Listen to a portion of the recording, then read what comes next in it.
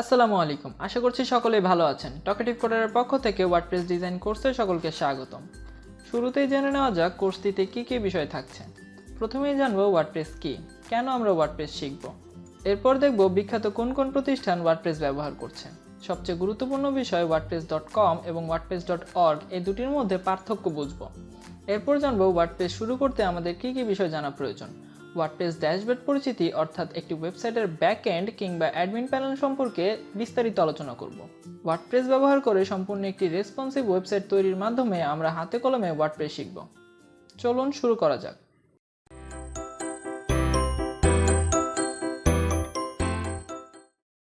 WordPress বর্তমান পৃথিবীর সবচেয়ে জনপ্রিয় সিএমএস অর্থাৎ কন্টেন্ট ম্যানেজমেন্ট সিস্টেম।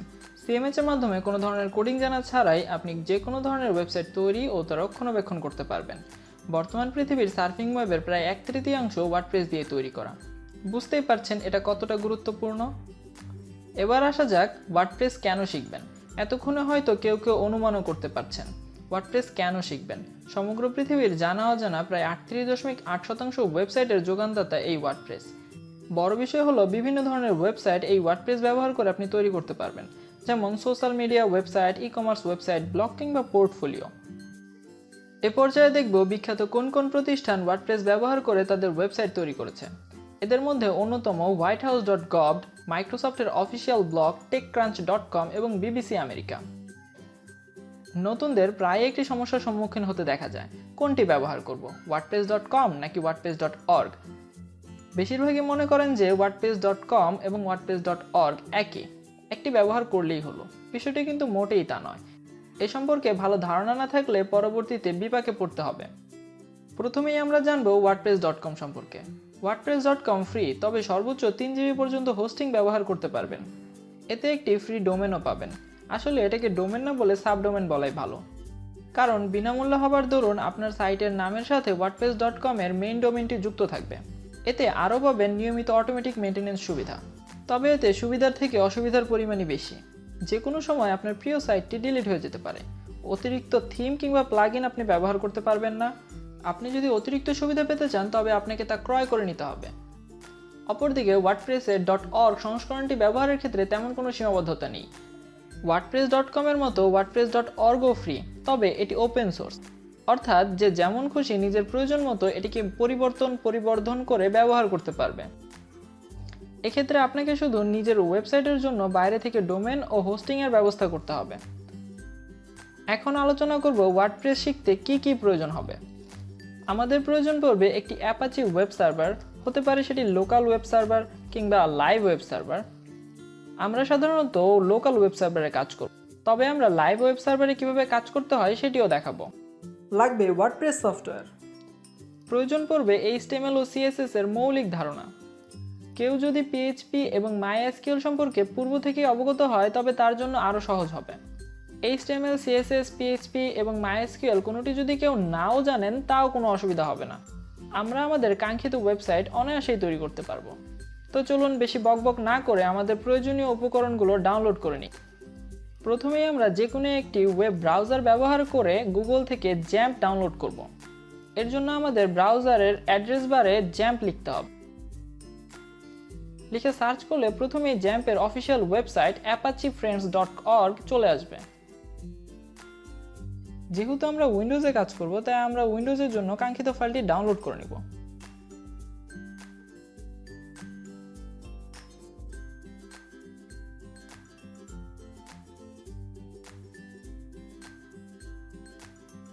এরপর আমরা ওয়ার্ডপ্রেস ডাউনলোড করার জন্য wordpress.org এর অফিসিয়াল ওয়েবসাইটে যাব।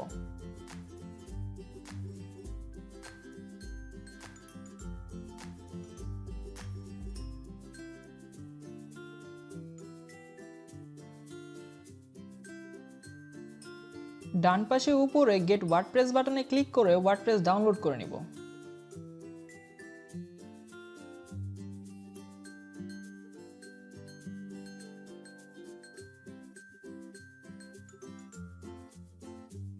ডাউনলোড করা ফাইলগুলো আমরা আমাদের ডেস্কটপের ডাউনলোড ফোল্ডারে পাবো।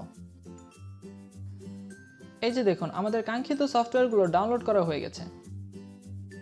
এবার লোকাল সার্ভার হিসেবে জ্যাম্প ইনস্টল করার পালা।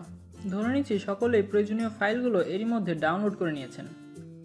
জ্যাম্প ফাইলটির ওপর ডাবল ক্লিক করে কিংবা মাউসের রাইট বাটনে ক্লিক করে ওপেন করলে একটি পপ আপ উইন্ডো আসবে। ইয়েসে ক্লিক করে পারমিশন দিতে হবে। এবার স্ক্রিনে একটি ওয়ার্নিং মেসেজ দেখতে পাবেন। আমাদের কাজ হবে ওকে বাটনে ক্লিক করে পরবর্তী ধাপে এগিয়ে যাওয়া। এখন জ্যাম্প ইনস্টলেশনের ওয়েলকাম স্ক্রিন আসবে। সাধারণভাবে নেক্সট বাটনে ক্লিক করতে হবে। এখন দেখতে পাচ্ছেন XAMPP component window.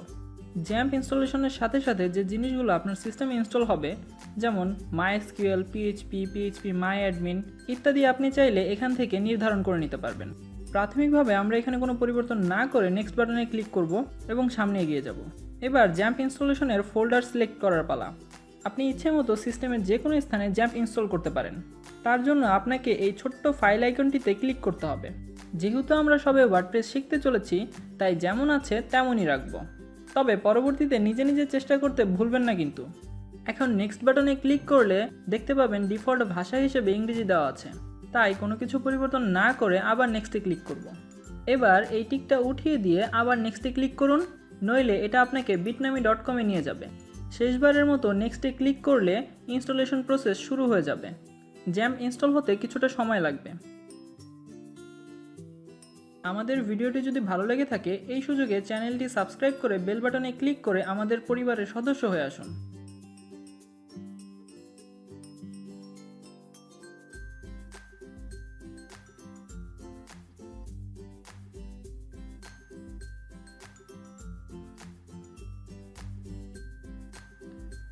XAMPP installation সম্পূর্ণ হবার পর টিক চিহ্নটি তুলে দিয়ে ফিনিশ বাটনে ক্লিক করুন।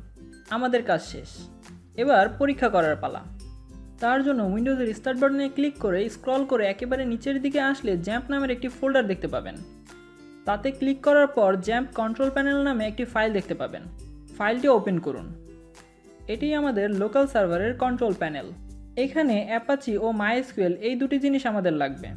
স্টার্ট বাটনে ক্লিক করে অ্যাপাচি ও MySQL সার্ভার চালু করে নিন। লক্ষ্য করুন, ক্লিক করার সাথে সাথেই উভয়ের রং পাল্টে সবুজ বর্ণ ধারণ করেছে, অর্থাৎ আমাদের লোকাল সার্ভার সঠিকভাবে চালু হয়েছে।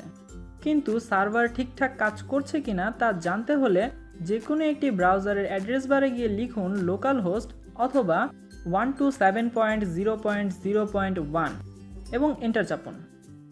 যদি আপনারও এই ড্যাশবোর্ড পেজটি এসে থাকে তবে অভিনন্দন, আপনি ওয়ার্ডপ্রেস ডিজাইন কোর্সে এক ধাপ এগিয়ে গেছেন।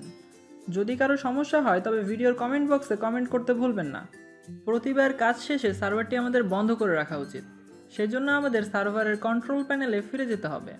এখানে এসে স্টপ বাটনে ক্লিক করে অ্যাপাচি এবং MySQL সার্ভার বন্ধ করে দিতে হবে।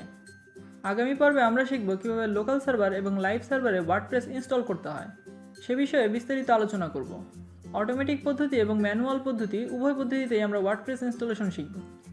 আশা করব আপনাদের মূল্যবান পরামর্শ দিয়ে সে পর্যন্ত সাথেই থাকবেন। আল্লাহ হাফেজ।